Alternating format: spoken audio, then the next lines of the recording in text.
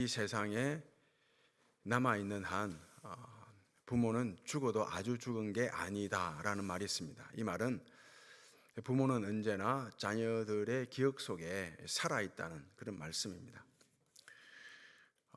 6월 호국 보훈의 달입니다.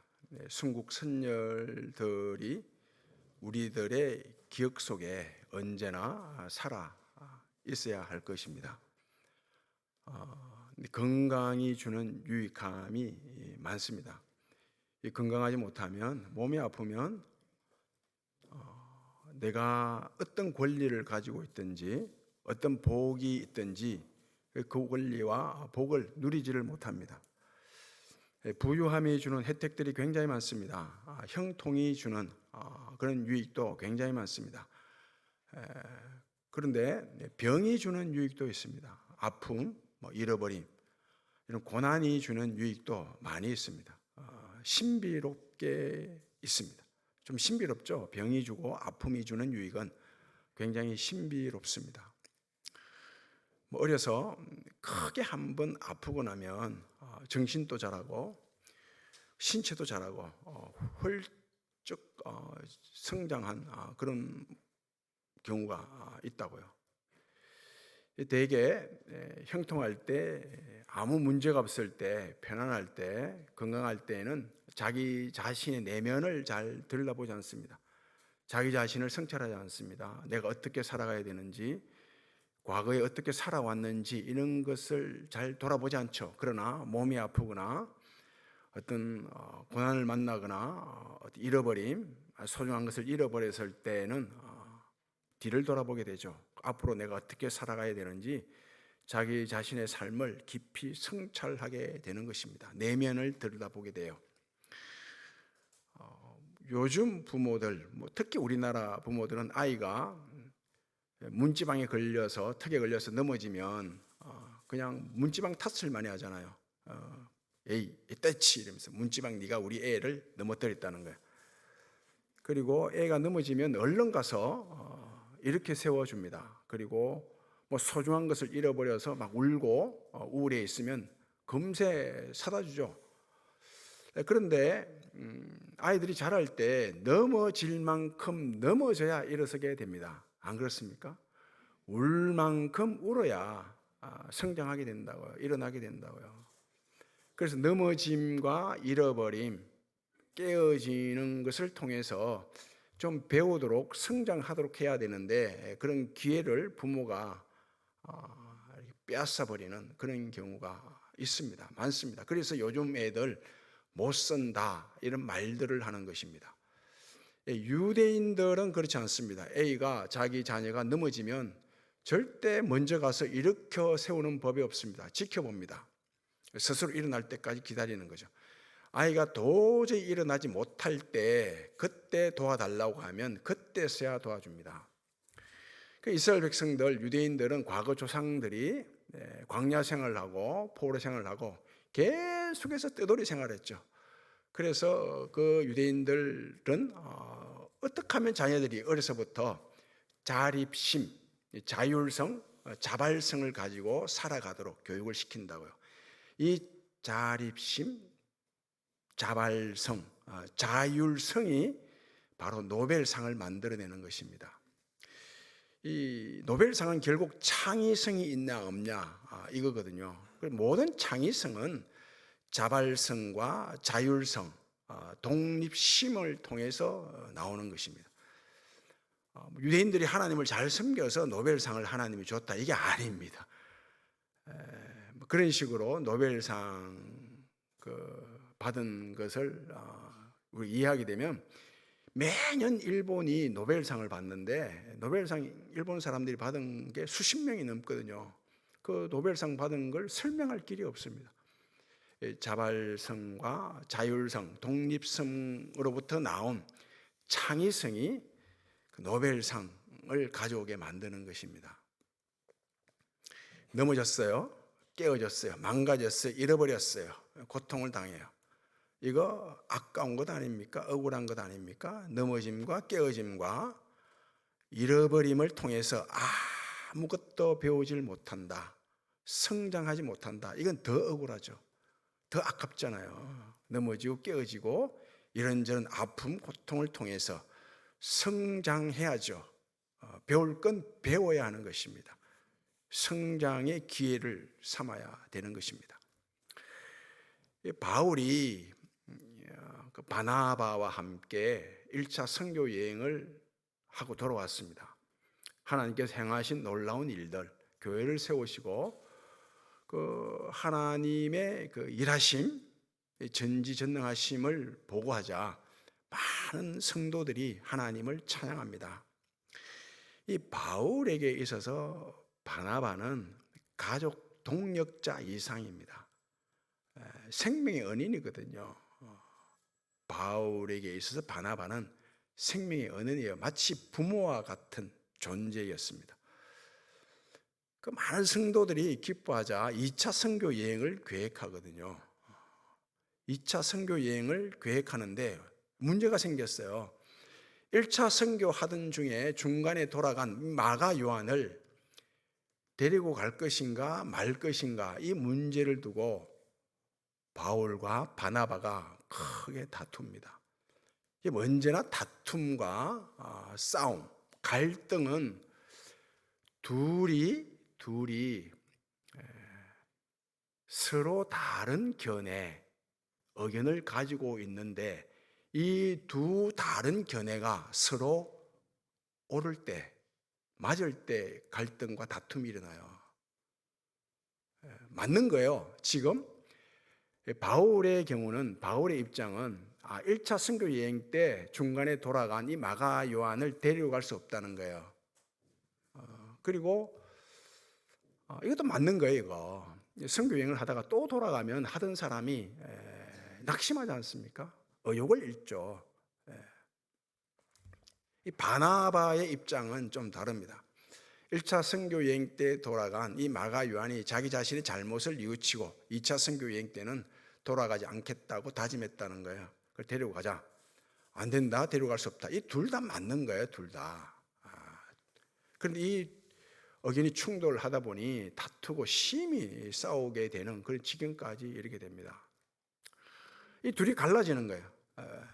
바나바는 마가 요한을 데리고 구부로로 선교 여행을 떠나게 되고 바울은 실라를 데리고 수리아 길르기아를 거쳐서 루스디아로 선교 여행을 가게 됩니다. 이 바울에게 있어서 이 바나바와 지금 갈라졌다. 이 바나바를 잃어버린 거예요. 부모와 같은 존재라 그랬죠. 엄청난 큰 아픔이에요. 이 바나바를 잃어버린 게 바울에게서는 엄청난 아픔입니다. 고통이에요. 그런데 하나님께서 이 바나바는 마치 부모와 같은 열매거든요. 열매죠. 잃어버린 이 바울에게 루스드라에서 누굴 얻도록 하는가 하면 디모데를 얻도록 해요. 디모데는 씨앗이에요. 씨앗. 열매를 잃어버린 그곳에 하나님은 다시 씨앗을 주시는 것입니다. 디모데는 자녀 키워야 할 씨앗이에요. 열매를 잃어버린 곳에 하나님은 언제나 씨앗을 주십니다. 주님 안에서. 씨앗은 무진무궁한 가능성이 있잖아요. 하나님이 하시는 일이 그래요.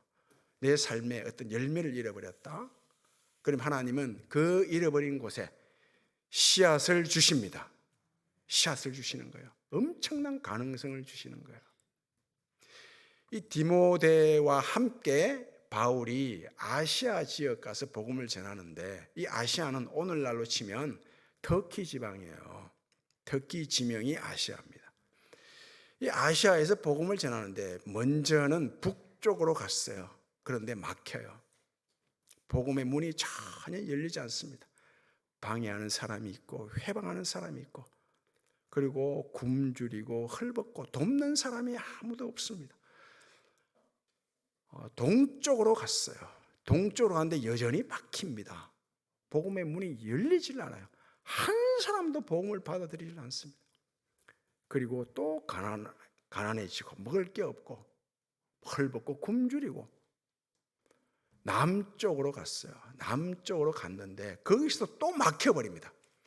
북쪽, 동쪽, 남쪽으로 다 갔는데 다 막혀버려요. 그래서 바울이 그때의 상황, 그때 자기 마음을 표현하기를 마치 사망 선고를 받은 것과 같은, 이 아시아에서 당한 환란이 얼마나 컸는지 사망 선고를 받은 것 같았다고, 살 소망이 끊어졌다고, 마치 사형 선고를 받은 사형수가 사형 집행장으로 끌려가는 것 같은 그런 심정이었다고요.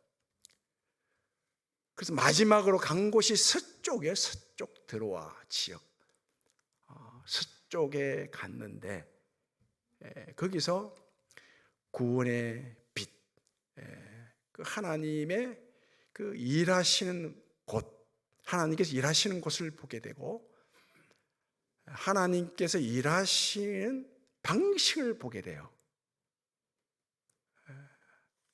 그 바울이 고백하기를 아시아에서 극심한 고난, 환난을 겪었는데 마치 살 소망이 끊어졌는데 그 고난을 통해서 하나님만 소망하는, 하나님만 의지하는 법을 배웠다는 거예요. 내가 선교하는 것이 아니라, 내가 하는 것이 아니라 하나님이 전적으로 행하신다. 하나님만 신뢰하는 법, 의지하는 법을 배웠다는 거예요. 훗날 바울이 깨닫는 거예요. 하나님이 왜 동쪽과 남쪽과 북쪽에서는 복음의 문을 막았는가? 그곳은 바로 베드로가 복음을 전할 터다라는 걸 알게 된 거예요.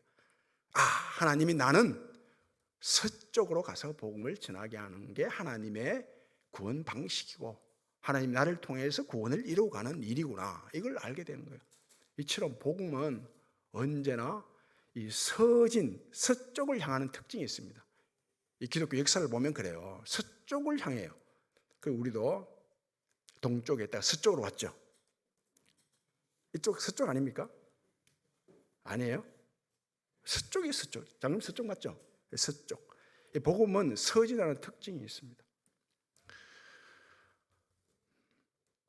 극심한 고통을 통해 하나님만 의지하는 법, 하나님만 소망하는 법을 안고 배운 것입니다. 고통을 통해서 성장한 거죠. 하나님만 신뢰하는 법을 알게 됐다고요.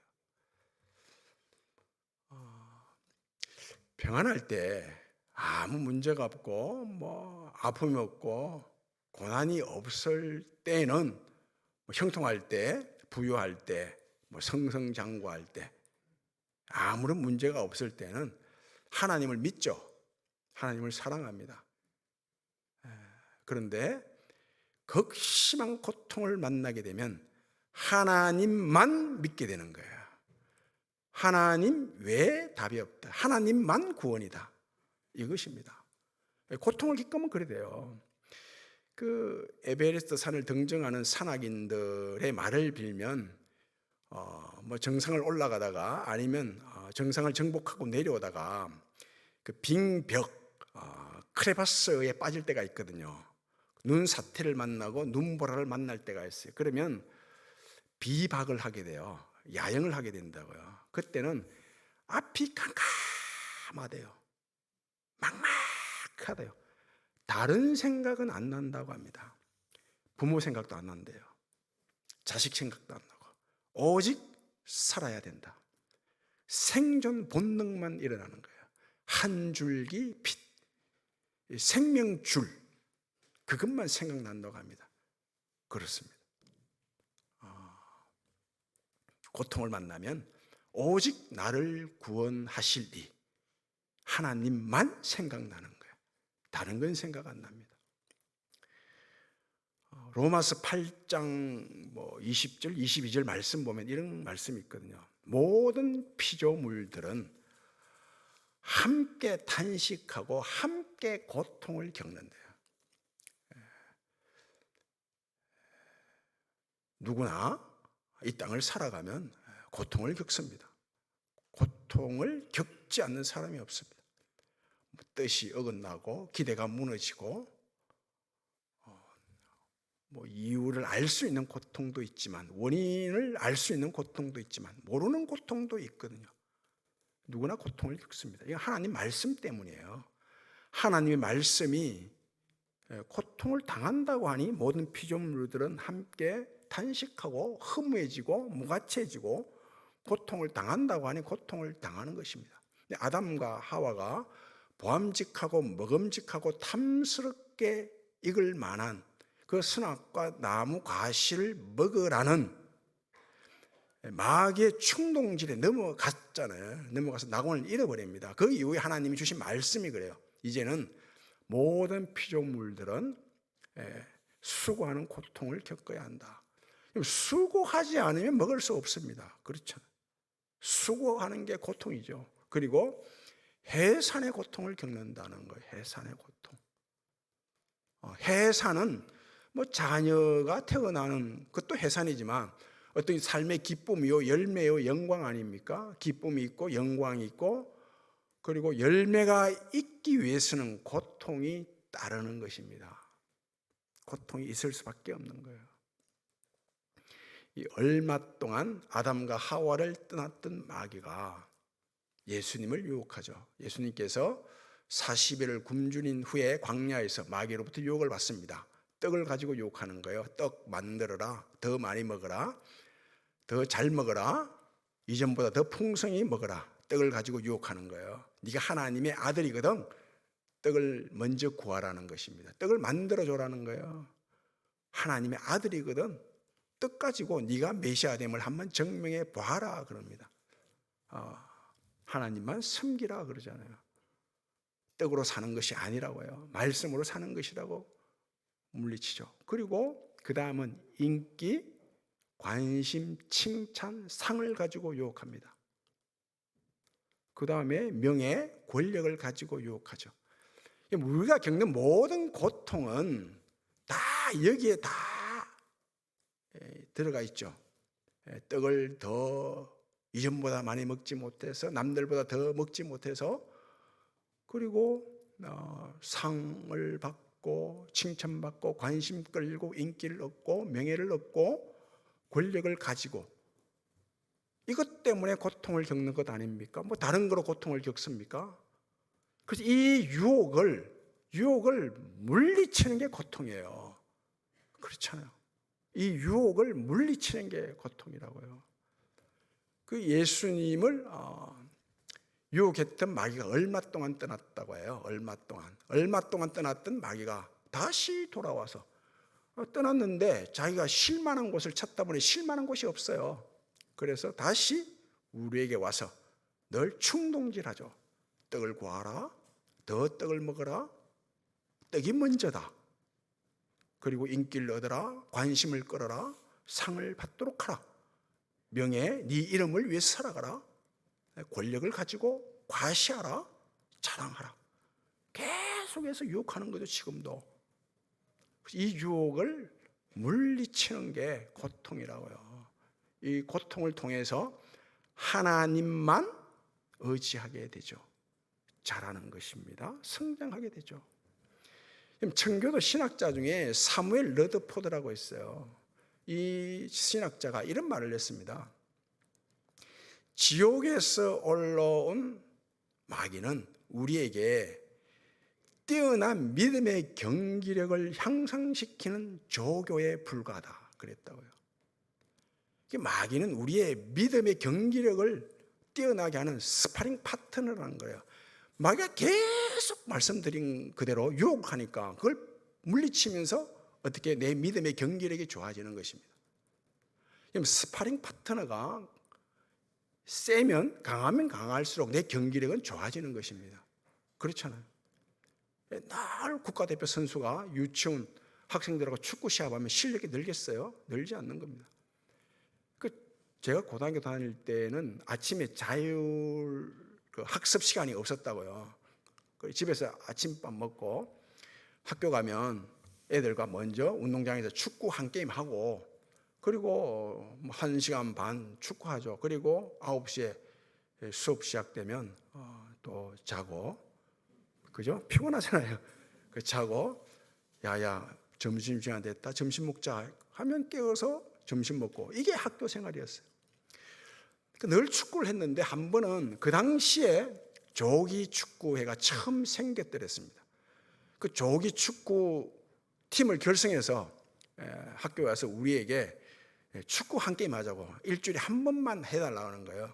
그걸 했죠. 그들이 참 축구를 하는데 배 나온 아저씨들이 축구를 합니까? 못하죠. 저희들이 가지고 놀았다고요. 뭐 한 게임 하는데 20대 0 뭐 그랬다고요. 가지고 놀았어요. 그러니 그 다음에 와서 하는 말이 빵 사주고 음료수 사줄 테니까 매일 하자는 거. 매일 했어요. 매일. 한 1년쯤 하니까 처음에 20대 0 그랬는데 5대 1 한 골 먹게 돼요. 엄청 그들이 실력이 향상된 것입니다. 그리고 2년 정도 하니까 우리가 질 때도 있고 이길 때도 있는 거예요. 이처럼 스파링 파트너가 굉장히 강하고 세면 경기력이 좋아집니다. 마귀는 늘 유혹하는 거예요. 충동질하는 거예요. 떡을 가지고 명예와 권력과 상과 칭찬과 관심을 가지고 유혹하는 거죠. 충동질하는 거죠. 이겨내야 우리의 믿음의 경기력이 탁월해집니다. 우리 믿음의 경기력이 좋아지는 거예요. 믿음이 좋아지는 거예요. 계속 유혹할 때마다 하나님만 섬기고 하나님만 의지하고 하나님 위에 소망 얻고 복없다라는 믿음으로 이겨내는 것입니다. 이 고통인데 그러면 성장하게 되는 거예요. 고통을 통해서 열매가 있고 고통을 통해서 성장하고 고통을 통해서 하나님만 의지하게 되죠. 이건 하나님의 법칙입니다. 하나님이 우리의 믿음을 성장시키는 방법은 딱 두 가지밖에 없어요. 자발적 순종과 그리고 고통이에요. 자발적 순종을 통해서 우리의 믿음을 성장시키는 것은 다음 주 알아보고, 오늘은 고통을 통했습니다. 지구의 북방부, 북쪽에 있는 나라들이 다 잘 살고 강합니다. 잘 살아요. 북쪽에 있는 나라들이. 이 춥거든요. 추위라는 고통, 이 환경을 통해서 성장하고 번식하는 그런 힘을 키운 거죠. 북미에 있는 나라들, 그죠? 뭐 미국, 캐나다 다 잘 살죠. 북유럽 잘 살아요. 핀란드, 스웨덴, 덴마크, 영국, 독일 다 북쪽인데 잘 살아요. 그러면 러시아, 북한, 중국은 왜 못 사나? 거기는 정치체제, 사회주의 정치체제, 공산주의 사상 때문에 못 사는 거예요. 북쪽의 나라들이 다 잘 삽니다. 이 춥다는 이 환경, 고통스러운 환경을 통해서 생존과 번식력과 성장력을 키웠기 때문에 힘을 키웠죠. 그리고 북쪽에 있는 나라들이 굉장히 강합니다. 강해요. 이 남쪽과 북쪽이 싸우면 항상 북쪽이 이기도록 되어 있습니다. 그래서 패배라는 말이 패북이잖아요. 원래 이럴 때는 패배라고 했죠. 북쪽과 싸우면 진다는 뜻으로 패북이라는 말이 나온 거예요. 중국 삼국지 역사를 보면 다 그래요. 북쪽이 다 이겨 싸우면. 추운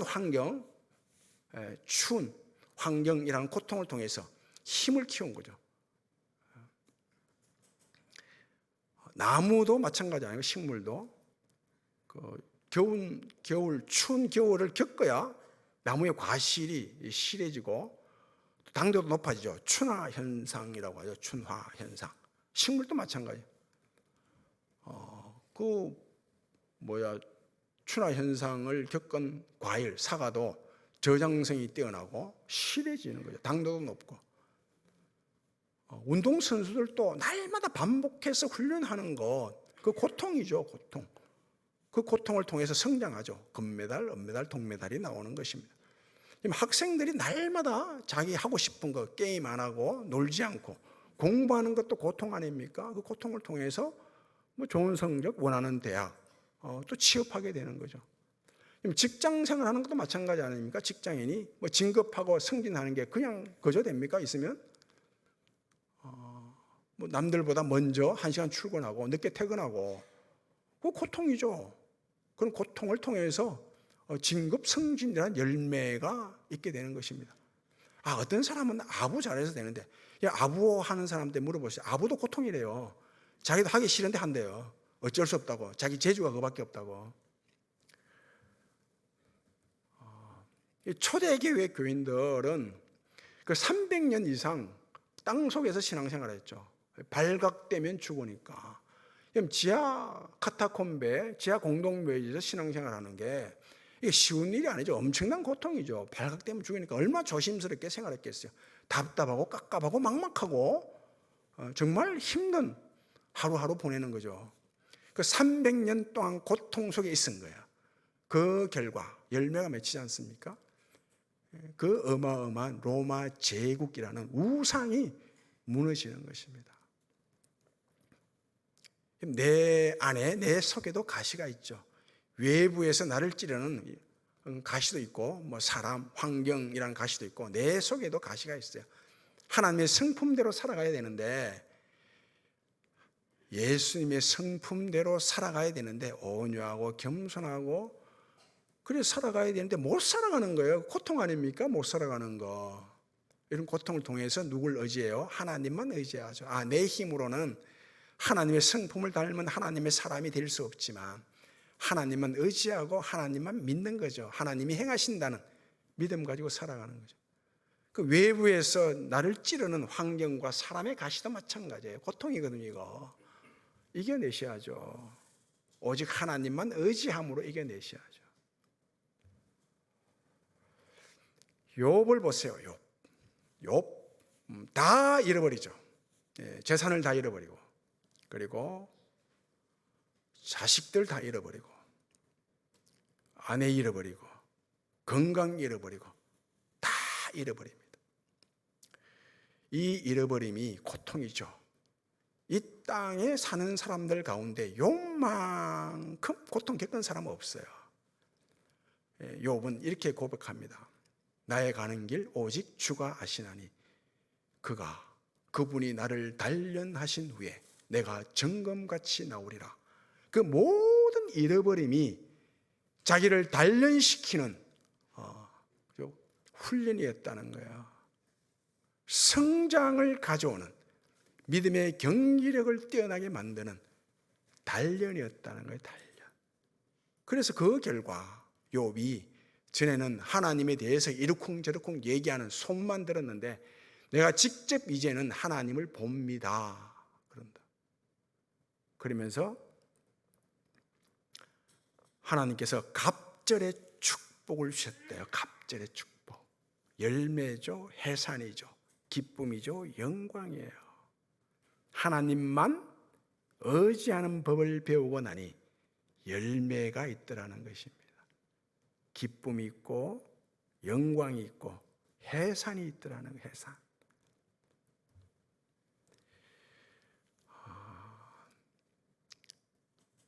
요셉도 마찬가지 아닙니까? 요셉도 다 잃어버리죠. 정든 땅 잃어버리고, 고향 잃어버리고, 부모 잃어버리고, 형제들 다 잃어버립니다. 애굽으로 팔려가잖아요, 종으로. 그 요셉이 애굽으로 팔려가서 요셉에게 일어난 모든 하나님의 손길을 시편 105편 17절, 18절, 19절에서 이렇게 말씀하죠. 시편 105편 17절에서 19절 말씀이에요. 두 번 장절을 말하는 것은 기억해 두었다가 꼭 성경 찾아보고 확인하시라, 이런 뜻으로 말씀드립니다. 시편 105편 17, 18, 19절이에요. 한 사람 요셉이 애굽으로 팔렸도다. 그러면서 팔릴 때 쇠사슬 차고 쇠고랑 차고 팔렸대요. 그러면서 하나님 말씀하시기를 하나님의 말씀이 응할 때까지, 하나님의 말씀이 응할 때까지 하나님의 말씀이 요셉을 단련했도다 그런다고요. 하나님께서 요셉에게 주신 약속 말씀이 있어요. 그 말씀이 다 이루어지기까지 하나님이 요셉을 단련했대요. 단련. 어떤 사람으로? 총리로 단련했다? 아니죠. 요셉이 하나님의 말씀으로 단련받았는데 총리가 되기 위해서 단련받은 게 아니고 복 있는 사람이 되도록 단련받은 거예요. 요셉이 복 있는 사람이 되죠. 그러니 요셉 요셉으로 인해서 살아나는 사람이 얼마나 많아요. 복 있는 사람이 되니 애굽조차 살아나고 가족들 다 살아나고 전역이 주변에 있는 모든 사람들이 요셉으로 인해 살아나는 것. 요셉이 복 있는 사람이 되는 것입니다. 하나님 말씀이 요셉을 단련하사 복 있는 사람이 된 것입니다. 어떤 고통을 통해서 그 마귀의 충동질을 이겨내는 고통을 통해서 하나님만 의지하는 법을 배워 복 있는 사람이 되셔야 합니다. 복 있는 사람이 되셔야 돼요. 나로 인해서 주변 사람들이 다 살아나는 복 있는 사람이 되셔야 됩니다. 분명 끝까지, 그죠? 마귀의 충동질은 끝이 없습니다. 그래서 요한계시록 8장 말씀을 보면 이런 말씀이 있죠. 첫 번째 천사, 두 번째 천사, 세 번째 천사, 네 번째 천사가 막 나팔을 붑니다. 그러자 3분의 1이 불타고 3분의 1이 깨어지고 3분의 1이 죽고 3분의 1이 망가지고 3분의 1이 피바다 되고, 여기서 3분의 1이라는 것은 부분을 말해요. 부분. 이 땅 사는 동안에 부분적으로 우리는 고통을 겪는다는 것입니다. 그래서 우리가 겪는 고통의 절정은 아직 오지 않았습니다. 우리의 믿음의 절정도 아직 오지 않았습니다. 우리의 축복의 절정도 아직 오지 않았습니다. 마지막 날이 오는 거죠. 마지막 날. 끝까지 우리를 충돌합니다. 떡을 구하라. 더 많이 구하라. 떡을 먼저 찾아라. 이렇게 유혹을 하고, 인기를 얻어라, 상을 얻어라, 칭찬받고자 하라, 널 자랑하고자 하라, 관심을 끌도록 하라, 권력을 쥐고 과시하고자 하라, 네 이름을 위해서 살아가라, 네 명예에 해를 끼치는 것은 견디지 마라. 이런 식으로 충동질한다고요. 떨쳐내고 이겨내는 게 고통이에요. 이 고통을 통해서 하나님만 의지하고 하나님만 신뢰하는 그 비결을 배우셔야 합니다. 뜻하지 않은 고통이 생길 수 있어요. 유혹을 떨쳐버리는 것도 고통이지만 내가 잘못해서 생기는 고통일 수도 있어요. 어떤 고통이든지 간에 고통을 통해서 오직 하나님만 의지하고 신뢰하는 법을 배워 여러분들의 삶의 해산, 기쁨과 영광과 축복이 가득한 그런 은혜가 있기를 바랍니다. 아버지 하나님 감사합니다. 어떤 고통이든지 고통을 통해서 오직 하나님만 신뢰하고 하나님만 의지하고 하나님께만 소망을 두는 법을 배워 우리의 삶에 기쁨과 열매와 영광과 축복이 가득한 그런 은혜가 있도록 하나님께서 우리와 함께해 주옵소서. 예수님 이름으로 기도하옵나이다.